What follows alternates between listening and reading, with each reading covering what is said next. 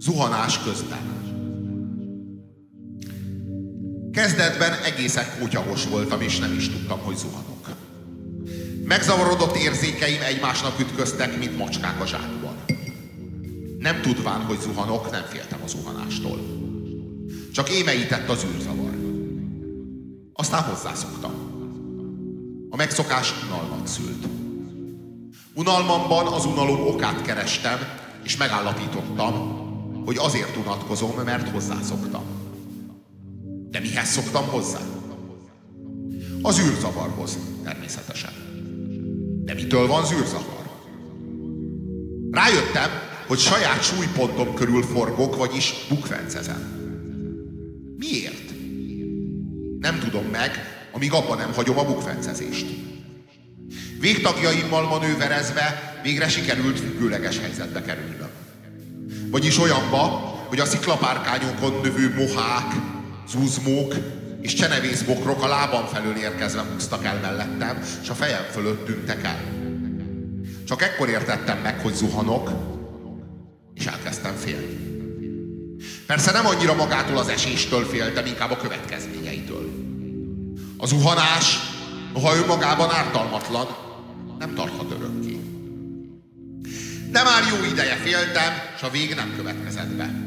Megszoktam hát a félelmet is, legalább annyira, hogy helyzetemet megvizsgálhassam. Egy fal mentén zuhantam, mindenütt végtelen tér volt. A falból helyenként párkányok és szirtek ugrottak ki. Eszembe jutott, hogy felhasználhatnám a fal kiugróit, megragadnék egy sziklafokot, fát, vagy akár fűcsomót, megkapaszkodnék valamiben, hogy ne zuhanjak tovább. Vizsgálódva néztem lefelé, és vártam az alkalomra. Feltűnt egy borókabokor. Kinyújtottam a kezem, és amikor melléje értem, megragadtam. Nagyot recsent, és lám repülök tovább, két kezemben a borókabokor, mintha látogatóba készülnék ilyen képtelen csokrot szorongatva. Elengedtem hát, repüljön csak egyedül, ha már nem vehetem hasznát. Talán jobb alkalom is adódik. Amott egy elég nagy fácska. Szemre sokkal szilárdabb a borókabokornál. Ismét szétterpesztettem ujjaimat, és amint melléje érek, elkapom. Égszakadás, földindulás, megint repülök, de álmélkodva veszem észre, hogy 4 kezem van, mind a 4 markolja görcsösen a letörött ágat.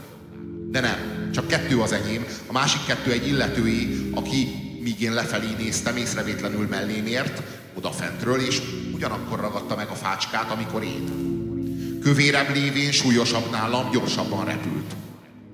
Az űrben minden test egyforma sebességgel esik, de úgy látszik, nem az űrben estünk, vagy mit tudom én.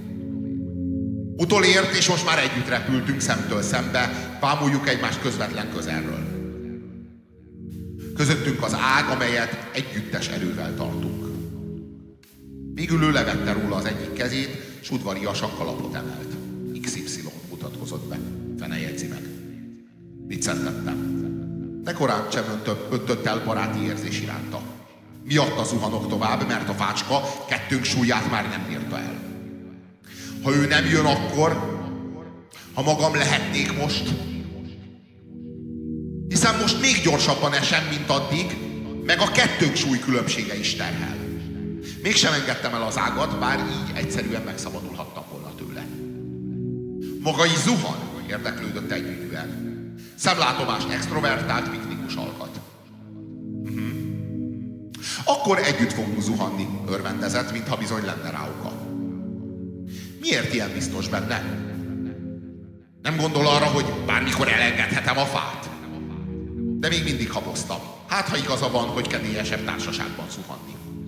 2-esben, sőt, talán 3-asban, mert az ágon egy kis zöld bogár mászott.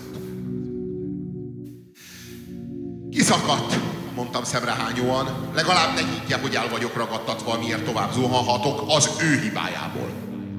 Legalább érezze, hogy ő a ludas. A fára gondol? Nevetett. Nem az első és nem is az utolsó. Elkaptam én már egy párat, mindig így jártam. Rá se ráncsott. Rá se ráncsott. Mintha a kávéházi asztalnál üldögélnénk. Ostoba ez vagy pimasz? Ni csak, oda nézzem. Szemével és fejével intett, hogy nézzek hátra. Vagy 300 méterre tőlünk egy csiptetős idősebb úr repült lefelé, tisztes egyetemi tanárnak látszott. Egy zergét tartott átölelve, mely vadul kapált, szarvával pedig a levegőt döfködte. Nyilván belekapaszkodott röptében, mint mi a fába, és most együtt zuhannak tovább, de valami eszetlen remény visszatartja attól, hogy elengedje kapálózó flokját. Tehát nem vagyunk egyedül. Válaszul félkézzel elengedte az ágat, és nagy félkört írt le. Pillantásommal követtem a mozdulatát. Csak most vettem észre, hogy a tér tele van hulló alakokkal. Eddig annyira elfoglalt a saját sorsom, meg a fal figyelése, hogy nem is néztem oldalt és hátra az ürességbe. Néhányan bukfenceztek, mint korábban én is, mások fejjel lefelé zuhantak, vagy fejjel felfelé, ahogyan most én. Voltak olyanok, akik vízszintes helyzetben estek, mintha láthatatlan heverőn feküdnének.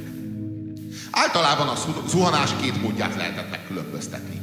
Egyesek kapaszkodtak valamibe, mások lemondtak a kapaszkodásról és szabadon estek. Az utóbbiak voltak kevesebben. E kisebbségben akadtak olyanok, akik arclános eleganciával zuhantak. Látszott, hogy sokat adnak a stílusra. Lábak egymás mellett, kezek könnyedén csípőre téve, büszke fejtartás, hegyke tekintet. Mások meg csak úgy potyogtak, hadonászva vagy egyszerűen elhagyva magukat, mint laza testrészek halmaza. Egy fiatalember húzott el mellettünk. Kezében havas igyopárt tartott. Belekapaszkodott, bár aligha reméltem, hogy az megtartja. Szép lélek, kacsintott rám cinkosan utitársam, Amannak pedig oda kiáltott. Ó, de gyönyörű! Még tapsolni is készült, de észbe kapott. Ő sem akart elengedni az ágat. Ragaszkodott hozzá, mint a professzor az ergényéhez. Koros hölgy szállt el mellettünk, gyökerestől kitépett füveket szorongatott. Nyilván beléjük kapaszkodott valamikor. Valamikor régen, mert a füvek elhervadtak, elszáradtak, de úgy dédelgette őket, mintha friss virágok volnának. Azon kívül mindenféle gajjat, kórót aggatott magára, a szatyrában pedig kavicsokat hordott. Emlékek, magyarázta utitársam. A hölgynek kavalérosan köszönt. Ismeri? Nem, de sajnálom. Abba hagytam a nézelődést, mert viszketett a kezem. A bogár rám mászott az ágról, és sétára indult a kezem fején. Ráfújtam, erre megállt, mozdulatlanná dermedt, és láthatatlan szőrös lábaival erősen belém kapaszkodott. Úgy tett, mintha nem létezne. Megint le akartam fújni, de utitársam visszatartott. Hagyja, mit árt magának. Viszket! Békén hagytam a bogarat. Várt egy ideig, aztán tovább sétált. Társamat új színben tüntette fel ez a kimondatlan célzás. Tehát mégis tisztában van helyzetünk tragikumikummával, már amennyiben a zuhanást helyzetnek nevezhetjük. Nem olyan bárgyú optimista, mint hittem. Komolyan beszélhetek vele. Soká tart még? Kezdtem, szintén a célzásnál maradva. Honnan tudhatnám? Először meg kéne tennem az egész utat lefelé, aztán meg visszafelé, hogy valamilyen fogalmam legyen róla. Visszafelé? Látod már valakit visszajönni? Nem láttam. Ebben a pillanatban erős fájdalmat éreztem a derekam táján. Rögtön hátra néztem, és még éppen láthattam a puffat kövér eldorzult arcot, és a szitkokat kiáltó tátott szájat, meg a távolodó lábat, amely belém rugott. Miért? És visszaordítottam, bár a támadó már nem hallhatott. Még kérdezi? A zuhanásért. De hát nem az én hibám, hogy ő zuhan. Persze, hogy nem a magáé. Sem az enyém, sem senkié. De ő mindenkin bosszút áll. Az ilyen azt rúgja, aki elébe kerül. És ha nem éri el, akkor legalább leköpi. Nagyon fáj? Nagyon. Akkor legalább nem viszket? Csak ugyan. Ez a fájdalomhoz képest a viszketegség semmiség volt. Van nálam köhögés csillapító tabletta, nem kér? Hiszen nem köhögök. Mindegy. Csak az a lényeg, hogy bevegyen valamit. Meglátja, hogy használ. Bevettem, és valóban használt. Utitársam tapasztalt ember. Szerencsére nem mindenki viselkedett úgy, mint az abrikanti. Az egyik úgy zuhant, mint a többiek, de folyton az óráját nézte, és azt kiabálta. Sietek! Rohanok! Hová siet annyira? Kérdeztem csodálkozva. Felfelé! Hogy felfelé? Hiszen hallgattatott el az utitársa. Hagyja rá. Repülök felfelé, halleluja! Kiáltottam az, és nyílsebesen zuhant lefelé. Csak egyszer találkoztam olyannal, akinek a zuhanása irítséget keltett. Azt hiszem, ha én magam nem potyogtam volna, meglátom ezeket a zuhanókat, elragadtatásommal rögtön utánuk ugrom. Azért mondom, hogy utánuk, mert ketten voltak. Nagyon fiatal mind a kettő, összeölelkezve zuhantak és egymás szemébe néztek. Valószínűleg olyasmit láttak ott, amit rajtuk kívül nem látott senki. Ügyet sem vetettek a környezetükre, talán nem is tudták, hogy zuhannak, de ha tudták is, teljesen közömbös volt nekik. Társam szintén felfigyelt rájuk, de hallgatott, ahogyan én is. Mert valamiféle szégyen és bosszúság vett erőt rajtunk. Kerülni igyekeztünk egymás tekintetét, és haragudtunk egymásra. Én nehezteltem rá, hogy ő az, ő pedig én rám, hogy én vagyok.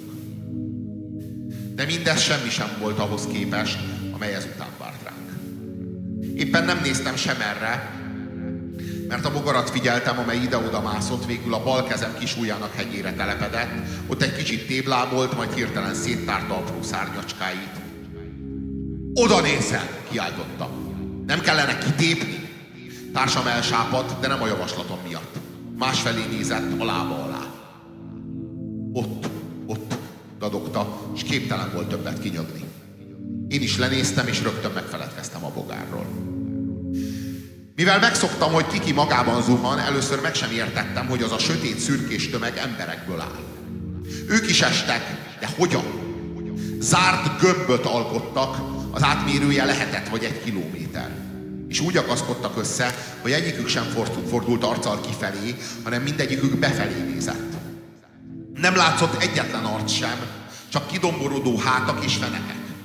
Egymásba ékelve, sajtolva, gyömöszölve szabályos gömbalakzatot alkottak. A féle kis bolygót. A gömb erős szagot árasztott. Nagyszerű! Kiáltottam, mert lenyűgözött a gigászi látvány. Megőrült? Hiszen egyenesen feléjük tartunk. Tenni kéne valamit, különben végünk. Miért? Messziről szépen fest. Messziről, de nem közelről. És egyre közelebb jön. Csak ugyan. A gömb közeledett, felszínének görbéje szemlátomást laposodott, már horizontot alkotott, igaz, még ívesett.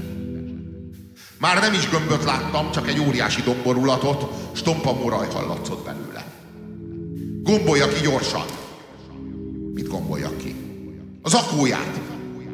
Nem gondolkodtam a különös parancson, hanem követtem példáját. Ő a kabátját gombolta ki, én az akómat. A kabát szétterült, mint egy ejtőernyő, az akóm is, de ez nem volt olyan hatásos, mint a nagy kabát. Kicsit lelassultunk, de hamarosan megint a régi sebességre gyorsultunk vissza.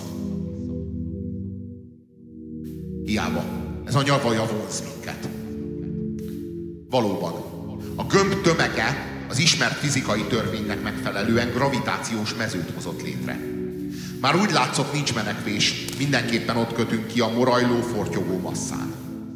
Ekkor elfacsarodott az orrom, és hatalmasat tüsszentettem. A tüsszentés úgy hatott, mint a reaktor bekapcsolása az űrhajóra. Irányt változtattunk. Függőleges zuhanás helyett oldalra szálltunk, és elrepültünk a bolygó felszíne mentén.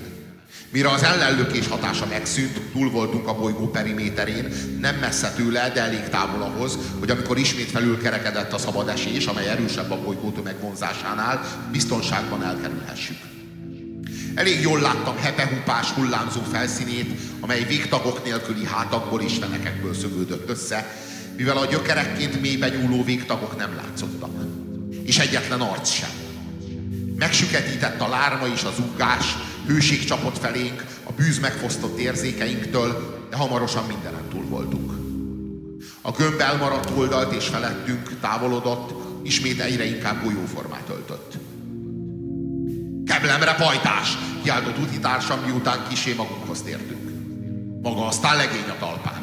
A maga nincs, elgondolni is rémes. De hogyan csinálta?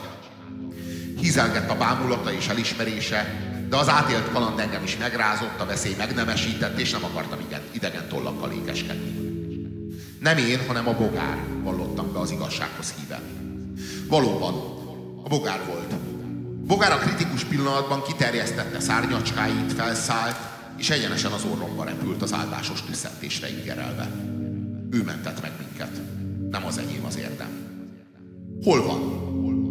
De a bogár már sehol sem volt. Megmentett bennünket, és nyomtalanul eltűnt, ahogy egy hőshöz élik. Isten fizesse meg neki. Mindig megőrizzük hálás emlékezetünkben. Aztán hosszan megtárgyaltuk a szörnyű kalandot. Kiderült, hogy barátom tud egy ecsmást a gömbről. Egyel kezdődik. A legközepén van egy, belé kapaszkodik közvetve az összes, közvetlenül az a néhány, aki körülötte zuhan.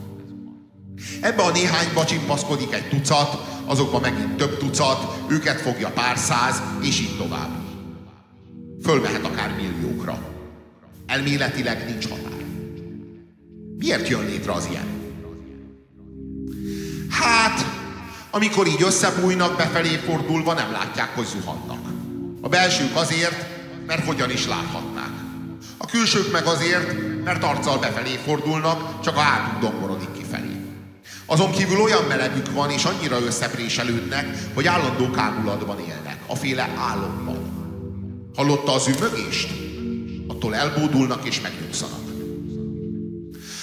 Lassan elfeledkeztünk a kalandról, és vele együtt a bogárról is. Folytatódott az egyhangú zuhanás. Különféle alakokkal találkoztunk még. Volt, aki úgy tett, mintha madár volna, karját lengette és csicsergett, azt állítva, hogy nem zuhan, hanem kedvére röpköd. Egy másik élettelen tárgynak tettette magát. Akadt mindenféle, de nem sorolom fel őket. Végül a köd zónájába jutottunk. Hideg és nedvesség vett bennünket körül. Alig láttuk egymás arcát, pedig a távolság oly kicsi volt köztünk. Ez már, kezdtem el ezúttal én óvatosan. Bizony, alig, hanem már közel van. Sűrűsödött a köd. Már csak társam arcának körvonalait láttam. Azt hiszem, el kell búcsúznunk. Most csak két keze beszélt, mert arcának már a körvonala is szerte forgott. Azon a helyen, ahol az imént volt, szürke ügyesség támadt, mint az egész környezetünk. Még azt is nehéz megmondani, hogy hol volt az a hely. 4 kéz, 2 az enyém, mellette 2 az övé az ágon. Csak csuklótól látszanak, mintha levágott kezek volnának. És maga az ág elhervadt, mint annak az egykor véletlenül látott asszonynak a füvei, aki emlékeit ételgette. Mikor történhetett? 2 kéz elengedte az ágat, egyik az enyém, másik az övé. Megszorították egymást a térben. Aztán eltűntek valahová. Az ágon még 2. Már nincsenek ott, csak az ág. Még 1 perc. 1,